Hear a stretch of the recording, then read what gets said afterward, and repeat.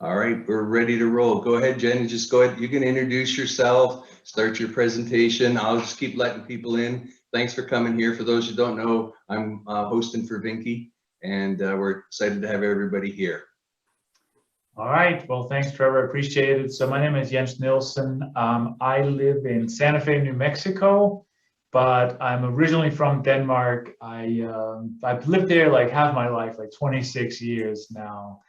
And I had a long career in IT. So I've been in IT management and operations and everything, database administration for many, many years. But I discovered real estate about 6 years ago, started investing very small down in Albuquerque, New Mexico, bought, with a couple of fourplexes and then slowly scaled up, but realized after a while that if I really wanted to get out of my W-2 job, I had to step it up a little bit, and then moved into kind of the syndication, did a couple of JVs first, and then moved into the syndication world, and started that about 3.5 years ago in the syndication world. And we have now, really scaled up. I think we closed 1,700 units, kind of across like 25 deals. That includes the small ones that I've since sold, but I was counting the others. 25 deals that we've done in the last 6 years, and then it's moving towards, or it's now it's all syndications pretty much that we do, and we focus on markets that are, I live down in the Southwest, but actually where I mainly invest are in the Ohio, Cleveland area, and also invest in Pennsylvania. That's really just because I have a partner who lives up there, and we created a great partnership, and we have, we actually also have integrated property management and all those things, which means that we have a lot of control. So it's a lot easier for us to go in there and buy, portfolios and smaller properties, and then kind of just plug it into our existing infrastructure. So that's what we really focus on and work on. But and actually then I retired last, quote unquote, retired about a year ago, a little over a year ago, to become a full-time, investor. And I'm also a certified high performance coach. So I do coach people that want to get more clarity around their life. They want to improve their performance in all aspects of their lives. So that's the two big businesses I run: investing and coaching. And when I got into this, the real estate business, you're like, oh man, the talk is, you just need to buy some property and then you have financial freedom. Well, I realized that syndication or any kind of property investing is a job, because it is not all about closing the deal and collecting the money. There's a ton of work that goes on before you close the deal, and of course also after you close the deal and after you start managing it. Initially I was kind of like, what do I really focus on? What am I good at? And I realized, I have a very analytical brain. All these years of working in IT, where you either get it right or you don't get it right. It doesn't work if it's not right. Has really taught me to be extremely detail oriented and be very good at systems and project management and all these things, right? So I was like, well, I'm actually pretty good at this, and I thought everybody thought this way, but I realized they don't. So I started really taking over. Not taking over, but I started really focusing on the asset management side of things. And I'm actually I'm gonna share some slides here just to kind of guide the conversation a little bit. It's pretty simple. It was something I put together really quickly, but I started, I realized that asset management was really a strength of mine, because this is paying attention to detail. It's a lot about holding people accountable and all these things. So I've kind of created a system now that I know, okay, when we do a deal, these are the things we need to do when we move to asset management. So we're going to talk about that today. It can be I'm trying to make it as exciting as possible, but it can be, kind of a little bit of a dry topic.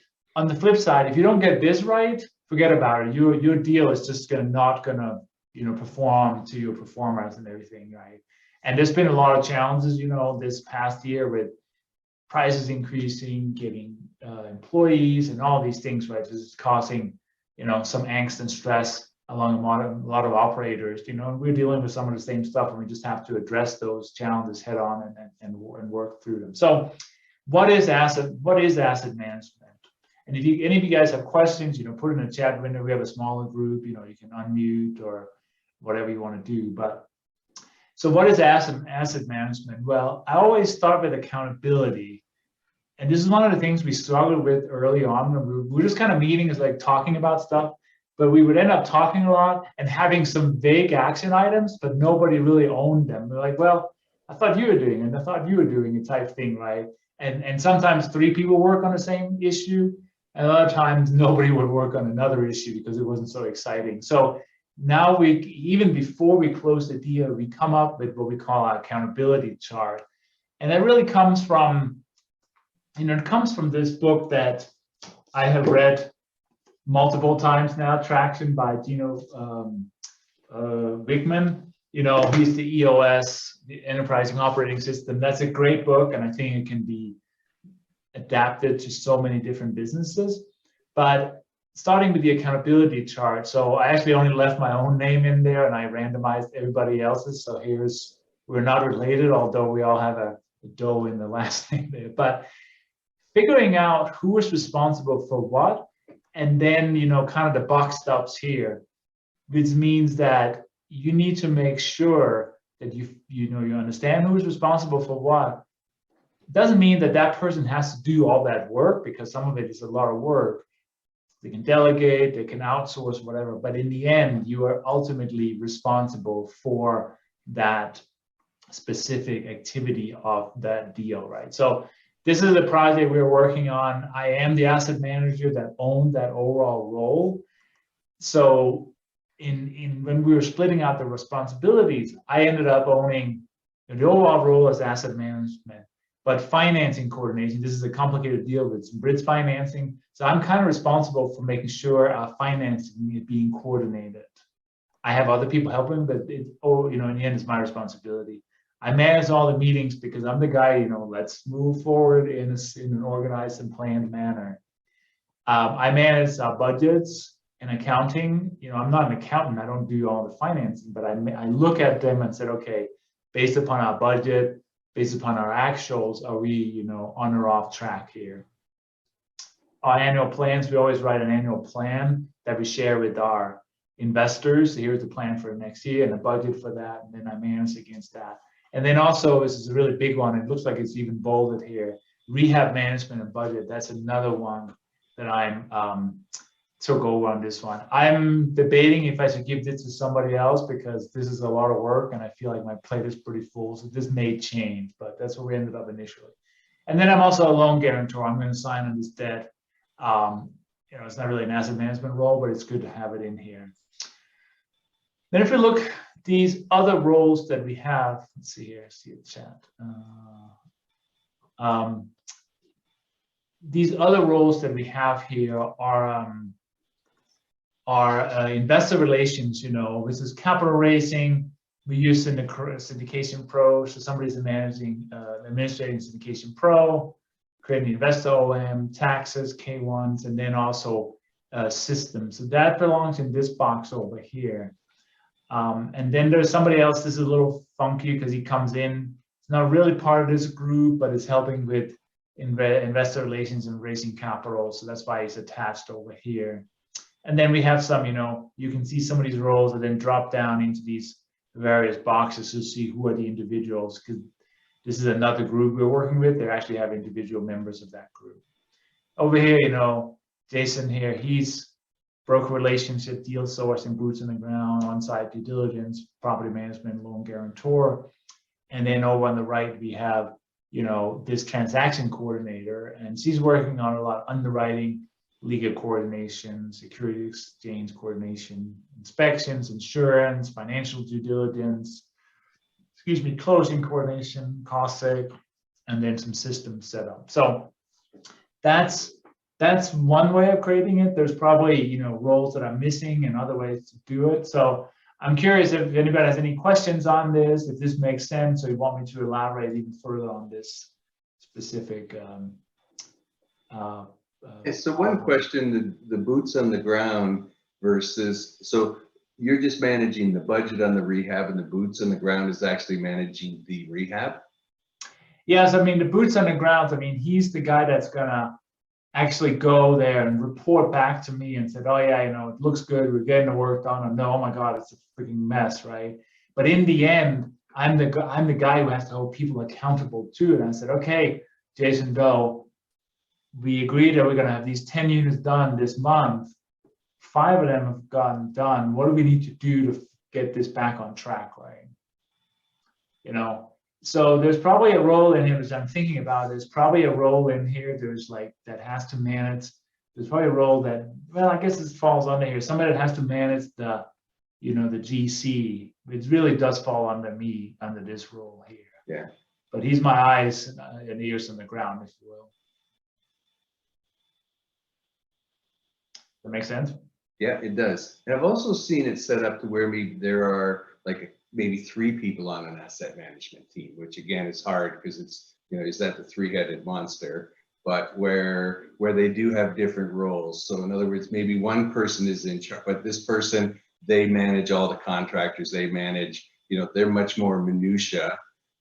And then the other people are, you know, have just different roles. Yeah, no, and while this looks like a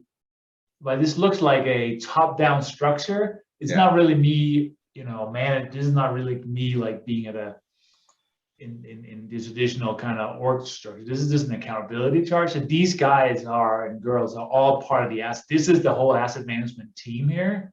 Okay. You know, so there's more than one, but you know, it's basically who has the responsibility. So these are all, this is maybe clarified, these are all general partners in the deal. Right. Okay. There's again, who owns the damn role, right? And I do. So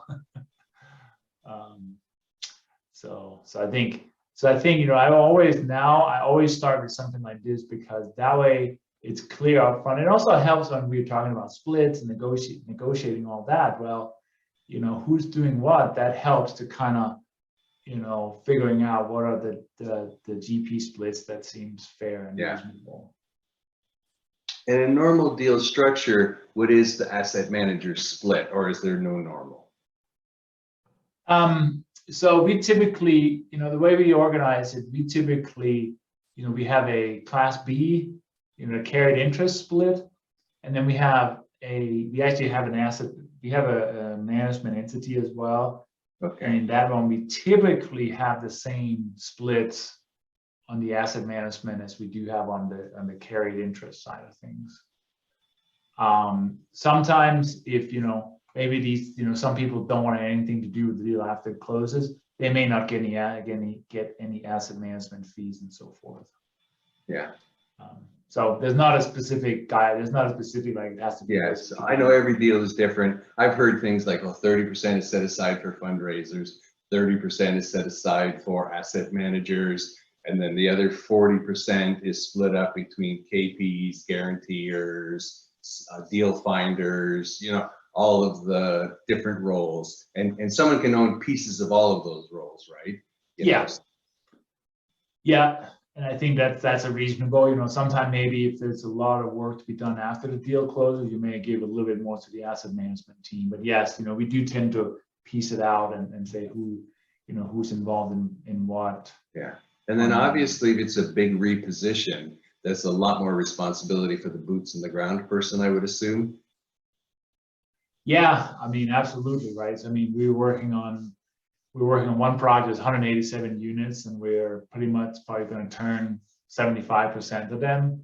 Yeah. And Jason Doe here, he's on site quite often dealing with that, right? So, absolutely.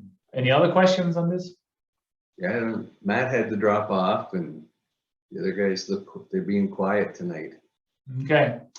All right, well, let's go talk a little bit about budget. So, you know, you must have a budget. This is a little bit hard to read, right? But for any deal that you do, you must have some sort of budget. So typically we start out by just using our underwriting budget as the starting point, if that makes sense. Okay, this is what we underwrote against for our first year. Let's start there. And then we basically track month over month. We just take this and divide it by 12, and then we track month over month and say, okay, how well are we doing against this budget, right? And of course, if you're raising rents and stuff, it's not linear, right? It should have some sort of increase in monthly income over time. But we just kind of do a flat here. So typically early on in the deal, we are falling behind the budget, but then we can see we're catching up. And the same thing, expenses and everything else, right? How are we doing there? So we spend a lot of time now on really underwriting this, managing against this budget, and making sure that we are on track. And if we're not, we're like, okay, what's going on? For example, we realized that our gas bill for one of our deals had gone up a lot between 2021 and 22. So are we using more gas? Did gas just get a lot more expensive? What's going on here, right? And we have to dig into that. But spend a lot of time managing to the budget and making sure that we're on track there, because otherwise, we have to measure it. Otherwise, we don't know how we're doing in a specific deal. And then let's say, like obviously costs went up a lot like last year, right? So you don't have unlimited money, right? You've raised X number of dollars to renovate X number of units, but if it costs 20% more to renovate those X number of units, I assume you have to adjust the plan and try to do some lighter turns, because you clearly can't just print money. Then you take it out of cash flow, and that can really hit. I was an LP on a deal like that, and they took everything out of cash flow, and we ended up making nothing because they didn't have enough capex left to finish. Yeah, it's funny, we had that exact meeting earlier today, because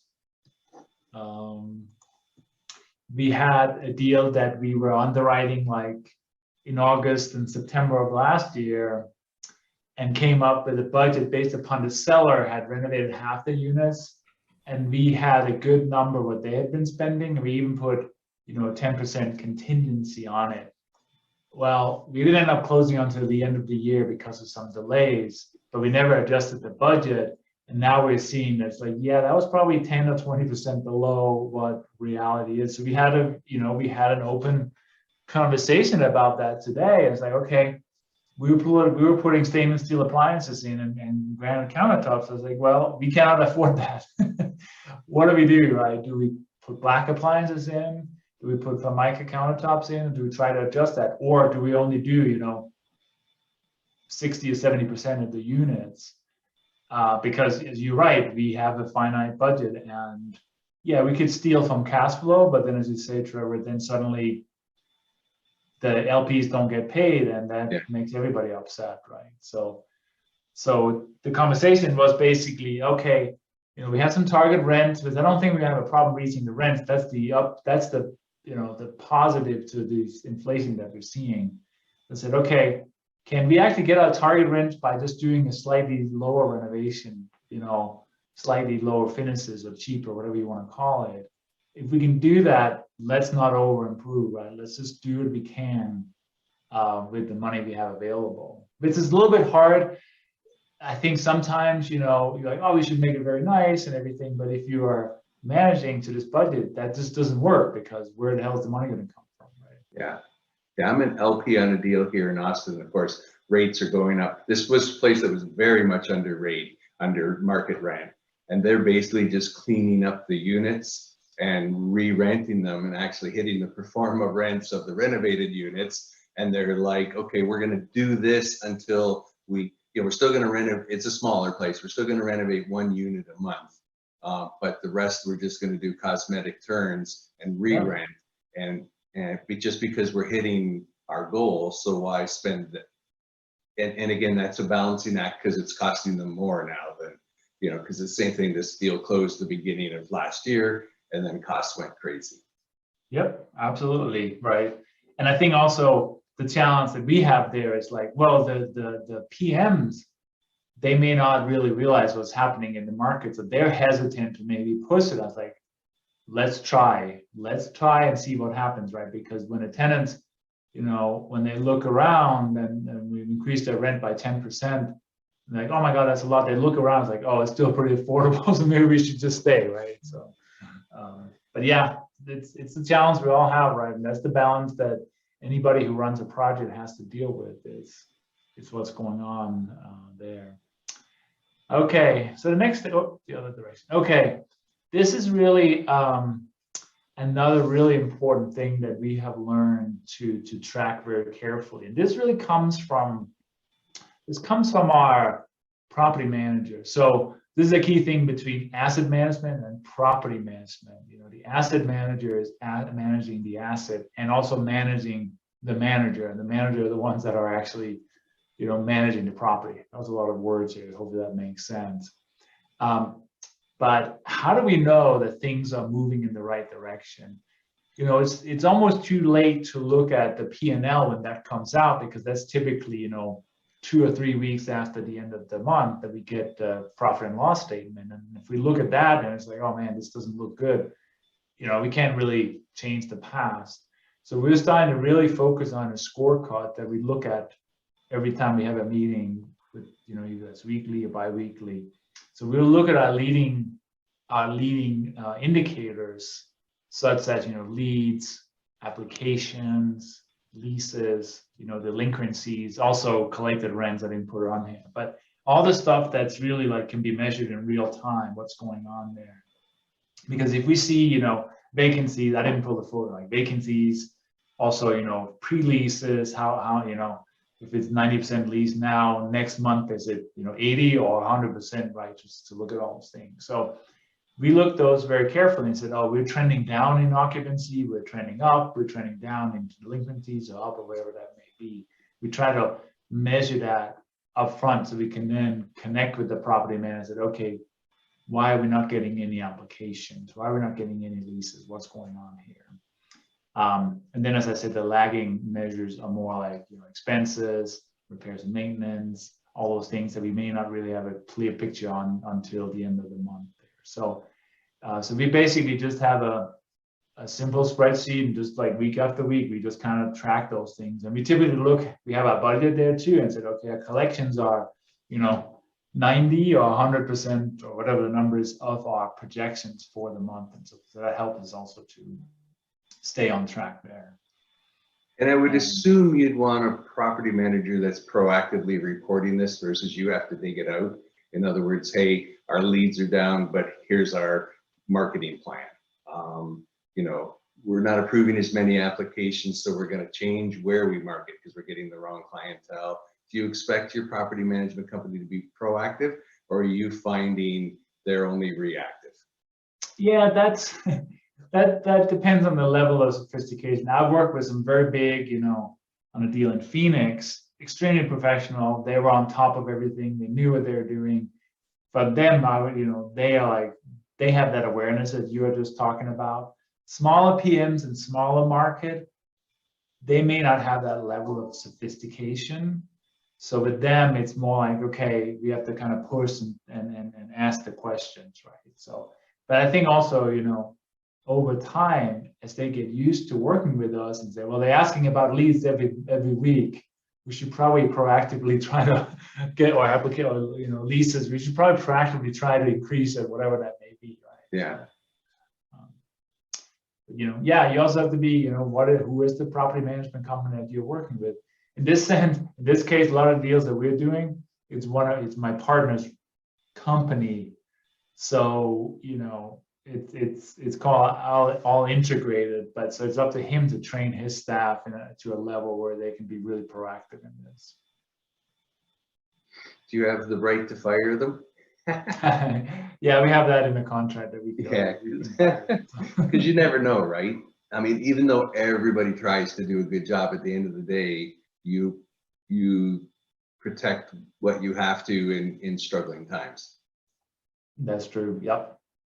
So there's definitely some training there. So those are really important, right? Because, you know, you want to be able to just take a quick look at your scorecard and say, okay, are we on track, off track?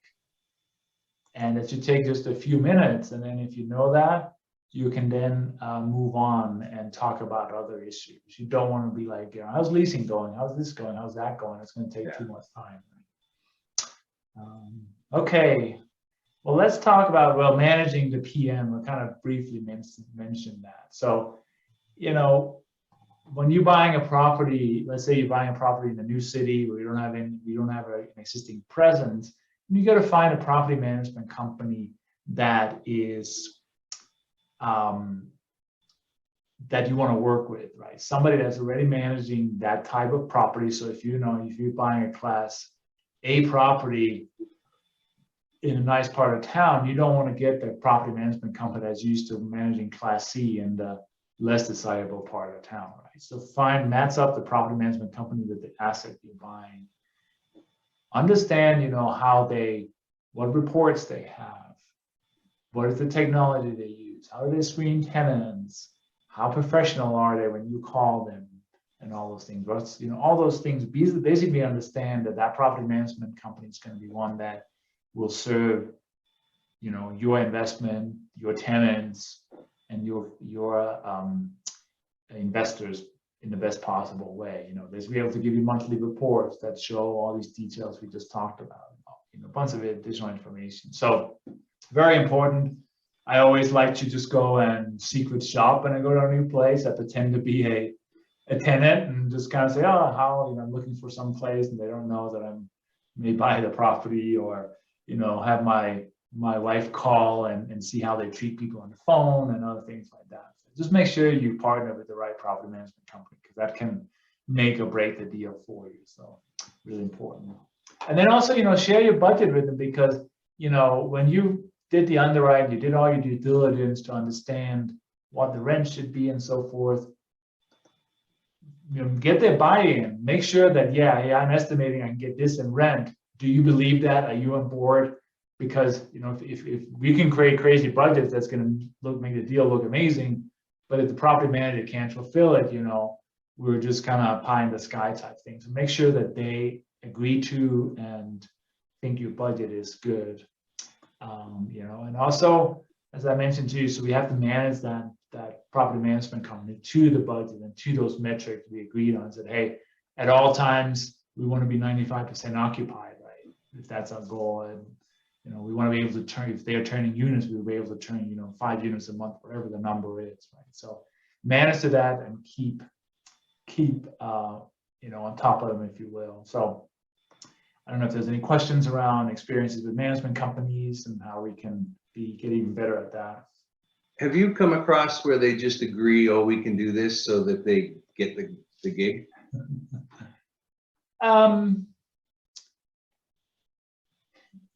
Property management is such a low margin business, as far as I understand, right? So, I think the ones I guess my experience has been that, the ones I work with, they seem realistic in their expectations.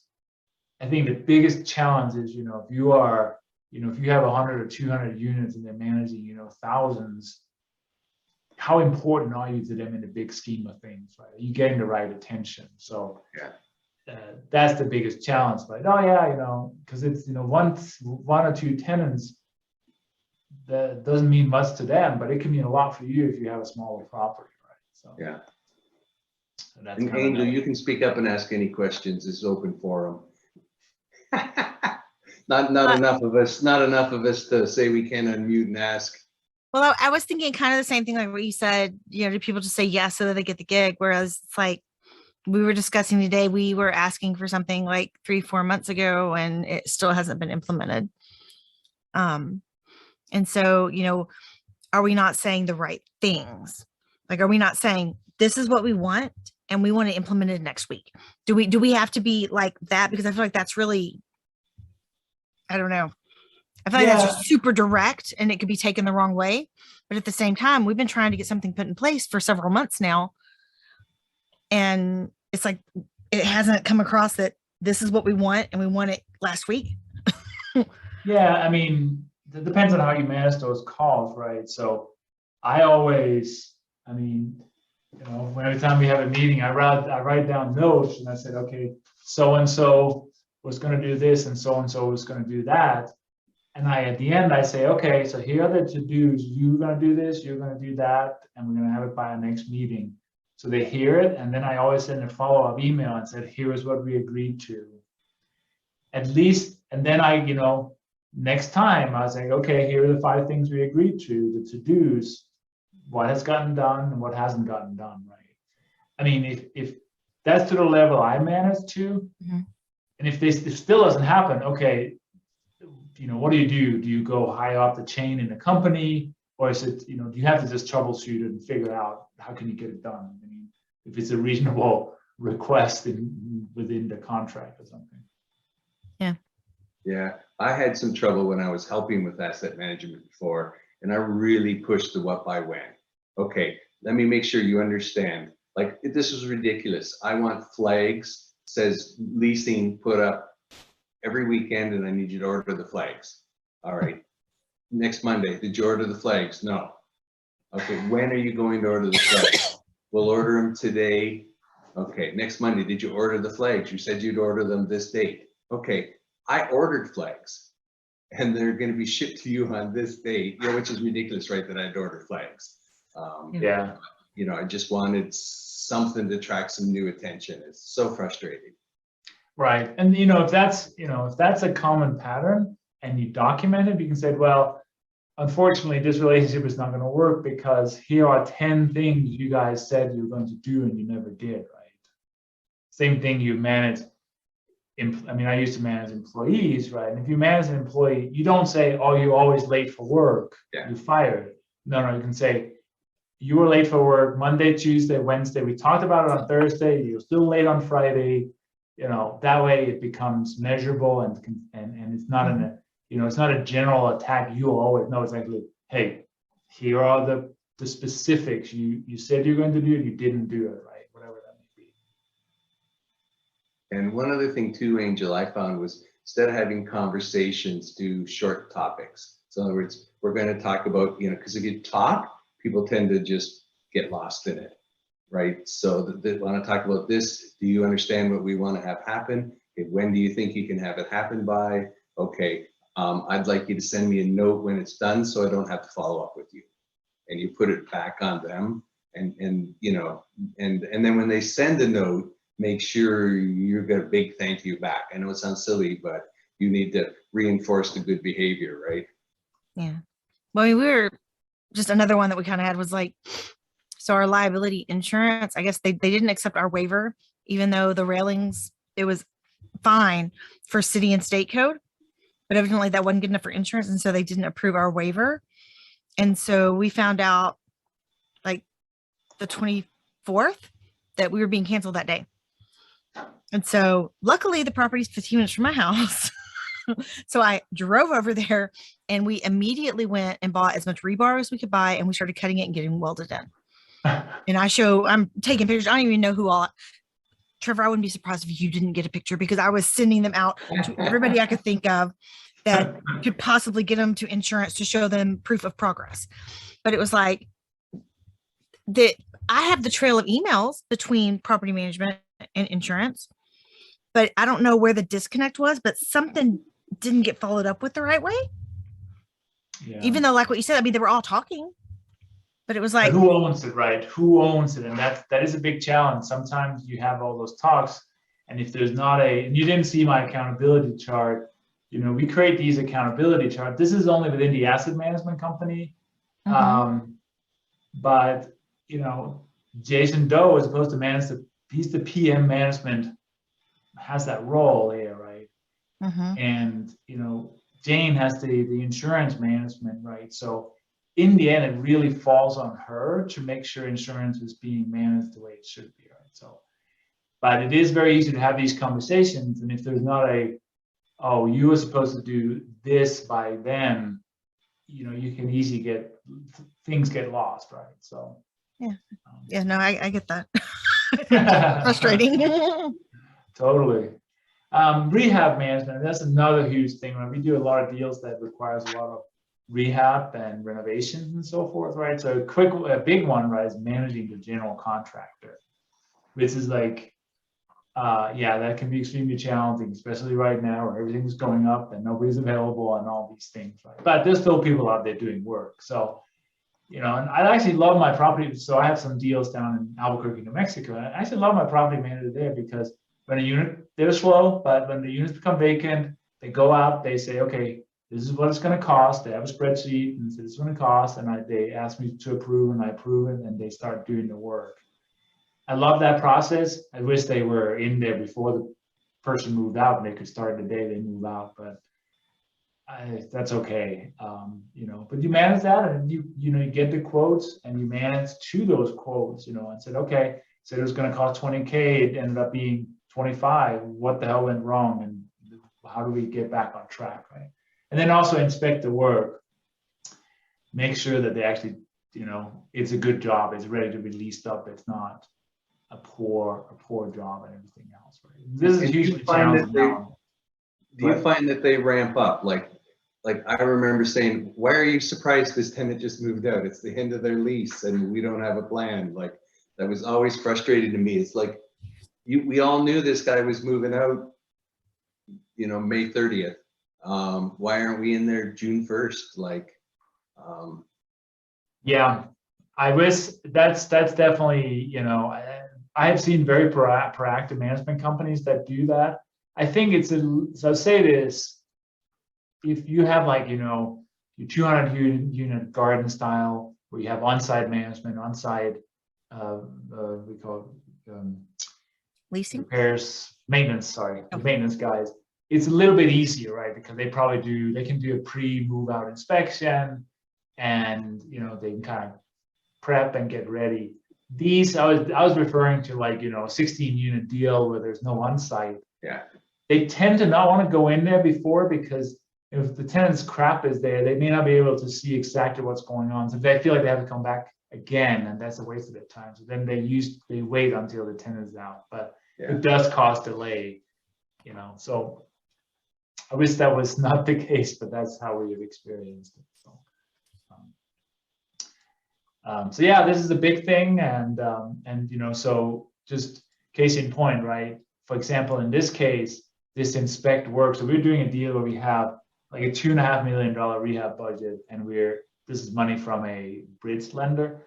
So we spend our first $500,000 to $600,000 on it. We kind of want that money back because we need to do the next round. So we spent the last couple of days, well, my partners did, walking units that we've finished, getting them to see that we actually done the work so they can release all that money. So there's that piece of it as well, right? Managing the lender to release funds for CapEx work and so forth. All right, let's talk about, well, actually this actually came, site visits is the other one, right? I mean, if you don't have boots on the ground, you need to go there and you need to own that role because, you know, again, your property manager wants you to pretend to be doing a good job, and most of the time they are, but if they're not, how do you know, right? And suddenly, I mean, you see property that just go downhill very quickly because the property manager is pretty much doing a terrible job. So one of my clients has a pretty challenging deal down in the southern part of New Mexico, and you know, they're on the call every week with the property manager, and she's telling everything's going well. So I said, dude, he's about 2 or 3 hours away by car. So you got to drive over there unannounced and just show how, you know, just show up. And after he did that, things started to change a little bit because like, oh yeah, we were probably on notice here. And then suddenly they were able to increase their leasing and getting, you know, so it's that thing, right? What gets managed gets done, right? And so forth. So just make sure you do that. And if you're far away, well, if you have a few partners, take turns going there. I mean, that is part of the job of being an asset manager. And going back at night too, things look a lot different at night than they do in the daytime. That's right. That's a great thing to do when you're doing, you know, your walkthroughs and your pre-closing due diligence as well.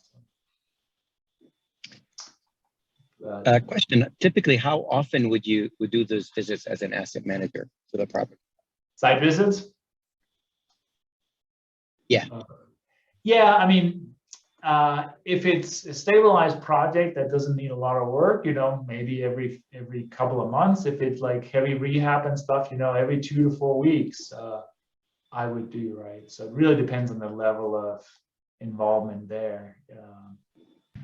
Yeah, I mean, if you're rehab the units, what you can get like six units rehabbed in in 1 month. Would you visit maybe twice a month for that?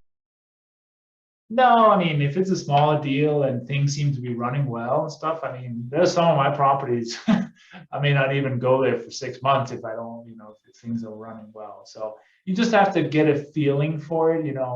If it's going well, I would reduce my visits. If there's a lot of things that is, a lot of rehab, some challenges, I would visit more often. So you have to kind of just get a good feeling for that.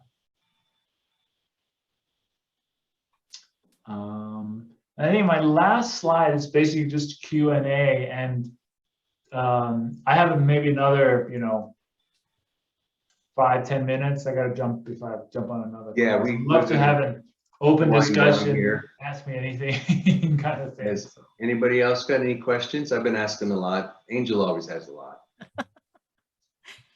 Well, it's really just more that like figuring out the correct wording to use with the property management company, I think, and I wouldn't have ever thought that. I feel like Jason is pretty clear, but we got an email back that we thought we were ready to move forward with this. And the person was like, well, I couldn't really tell.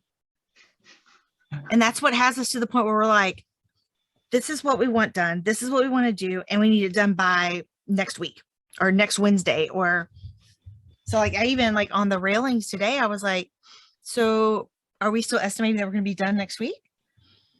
And so then we were counting stairwells and counting the amount of time. And if the guy's able to weld 3 or 4 stairwells daily, and we're like, okay. And then Monday's a holiday. And so it's like, okay, so we're going to be done Wednesday or we're going to be done Thursday. But I feel like, I don't know. And Trevor, it goes back to that thing where it's like in those big meetings, I get a little weird because I feel like I'm getting on to like one of my middle school classes again. And so I don't really like that.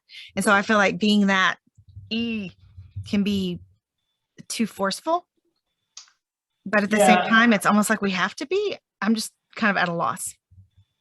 I mean, I learned, it depends on what kind of, are you good at holding people accountable? Are you kind of a logical person that says, okay, we said we are going to do this by then, whatever, right? If you can do that, if you can run the meeting and do that and say, okay, so-and-so said this and summarize at the end, that person is needed, right? Somebody needs to run the meetings. And if you've ever looked at, I shared this book early on called the we have that one. If you look at the level 10 meeting, you don't have to go to a level 10 meeting for something like that, but it's organized. It's 5 minutes for like dashboards and 5 minutes for to-dos and blah, blah, blah. And then there's some discussions, but there's always a summary and here's the things that need to happen by when. And you just have to be there, right? Because you have to hold people accountable. And that's just the reality of the world, I think. All right, I do have another question then. Sure. So if your weekly meeting is 60 minutes, how do you get through everything? That's a good question. Are you willing to let other things slip by going over 60 minutes, or are you willing to create some efficiency? So what are you wasting? So let me ask you this: what do you feel like you're wasting time with? I don't run the meeting. We have somebody else that runs the meeting, but we go over a lot. And I don't know if it's because there's too much discussion without any actual decisions, or if we're trying to do too much and maybe we need to have more than one meeting a week, or maybe we need to separate the PMC meeting from the team meeting. Because I mean, like we try and do the PMC meeting first and then the team meeting. And so maybe we need to separate those, or I don't know. Yeah. That could be, a realistic thing to do, right? I mean, if you're trying to do too many things and try to organize that in a better way. We don't meet with our property managers in the big meeting because that's a waste of time, right? We basically just say, hey, you're responsible for managing the property manager, report to us. And it says anything, you go back to the property manager and deals with it. We don't want to have the property manager in all these calls because it wastes everybody's time. Okay. So you just have one person assigned to like be the liaison between the team and the property management company. Yeah. And somebody else that's a liaison with the rehab work. Somebody that's reporting on the finances. So that way it's clear roles and said, okay, we are off by 20% of our income this month. Okay, let's discuss, and I will then go, go back to the team and report back. That makes a lot of sense. Cause like when we're going over the numbers and stuff, that's not my thing. And they become very arbitrary to me. Yeah. And I just I don't mean to check out, but all of a sudden I realize I'm like, wait a second, what are they talking about? And I just check out. Yeah. And so that it's not a good usage of my time. That's right. And so that makes a lot of sense, because I'd much rather just have like a summary report. Hey, this is where we're at. This is what we were projected we were going to be at. This is what we're going to do to get there. Or, hey, we're over. We're yay. That's right. So I can share real quick here how simple one of our reports is.